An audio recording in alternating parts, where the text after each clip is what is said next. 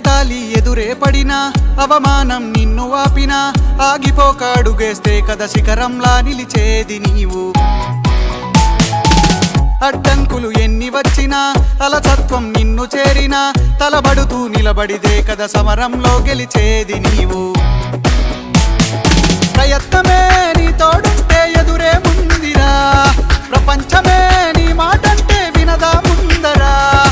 ఆ రోజే ఈ లోకం మొత్తం నీ వెంటే అడుగులు వేయగా ఏ నిమిషం నీ కోసం ఆగదు సోదరా.